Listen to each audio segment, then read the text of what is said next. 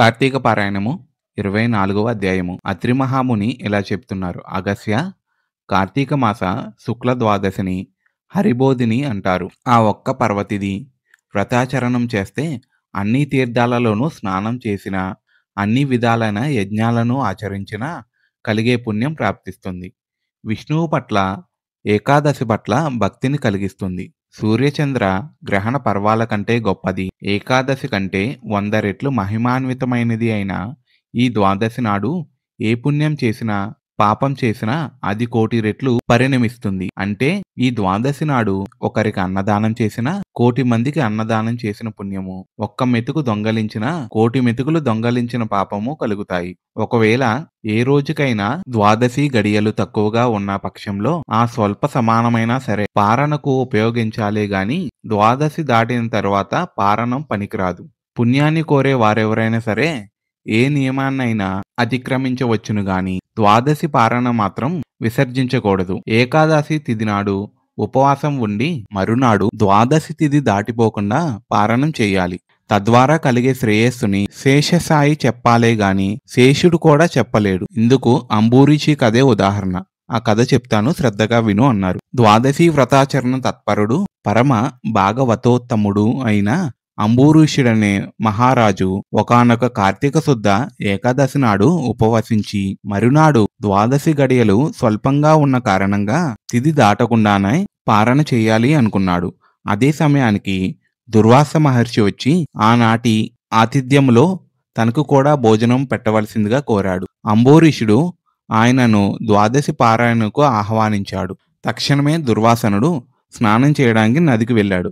అలా వెళ్ళిన ఋషి ఎంతసేపటికి మళ్ళీ రాకపోవడంతో అంబరీషుడు ఆతృతపడ్డాడు. ఆ రోజున ద్వాదశి గడియలు స్వల్పంగా ఉన్నాయి. కాలాత్రిక్రమణం కూడా కాకుండా పారణ చేసి తీరాల్సి ఉంది. అతిథి వచ్చే వరకు ఆగడం గృహస్థ ధర్మం, దానిని వదలలేడు. ద్వాదశి దాటకుండా పారణ చేయడం ఈ వ్రతస్థ ధర్మం, దీనిని వదులుకోలేడు.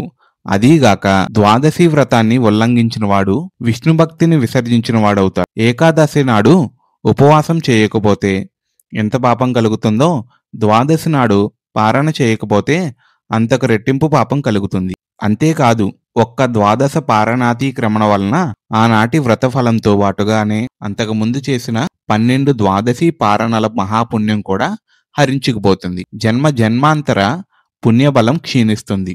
అన్నింటికన్నా ముఖ్యంగా ద్వాదశ్య త్రికమణము వలన విష్ణు విరోధ భీతి ఏర్పడుతుంది. అందువల్లే ప్రాణావసానమైనా సరే ద్వాదశి పారణం చేయడమే కర్తవ్యం. తద్వారా సంక్రమించే బ్రాహ్మణ శాపం వల్ల కల్పాంత దుఃఖమే కలుగునుగాక.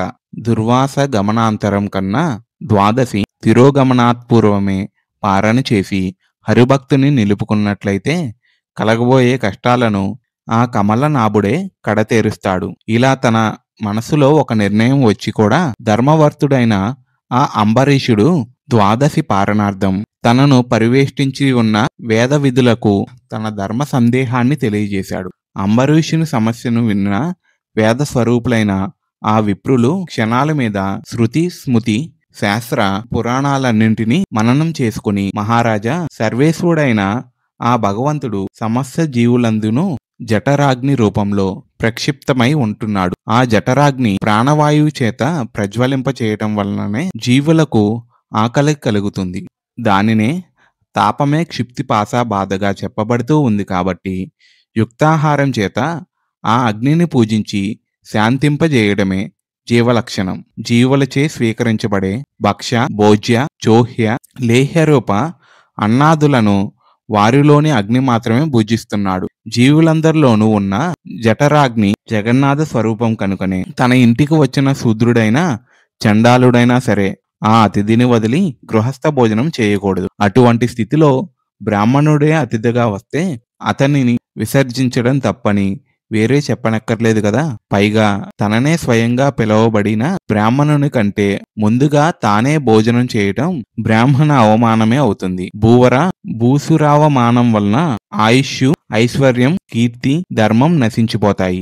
మనస్సంకల్పాలు సైతం రోహితాలైపోతాయి. బ్రాహ్మణుడు సర్వదేవతా స్వరూపుడుగా చెప్పబడి ఉండటం వలన బ్రాహ్మణ అవమానము సర్వదేవతలను అవమానించడంతో సమానమవుతుంది. జాతి మాత్రం చేతనే బ్రాహ్మణుడు దేవతాతుల్యుడై ఉండగా కేవలం జన్మ వలనే గాక జ్ఞానం వలన తపోమహిమ వలన శుద్ధరుద్ర స్వరూపుడుగా కీర్తించబడే దుర్వాసును వంటి ఋషిని భోజనానికి పిలిచి ఆయన కంటే ముందే పారణ చేయడం ధర్మమని చెప్పడం సాధ్యం కాదు. కోపిష్ఠి అయిన ఆ ఋషి శపిస్తాడు అనే భయాన్ని పక్కకు నెట్టి చూసిన బ్రాహ్మణ అతిథి కంటే ముందుగా భుజించడం కీర్తికరమైనది మాత్రం కాదు. ధరణీపాల ద్వాదశి పారణ పరిత్యాగం వలన తత్పూర్వ దినమైన ఏకాదశి భయం కలుగుతుంది. ఆ ఏకాదశి వ్రతభంగానికి ప్రాయశ్చిత్తం అనేదే లేదు. అలాగే బ్రాహ్మణ అతిథిని అతిక్రమించడం వలన కలిగే విప్ర పరాభవానికి కూడా విరుగుడు లేదు.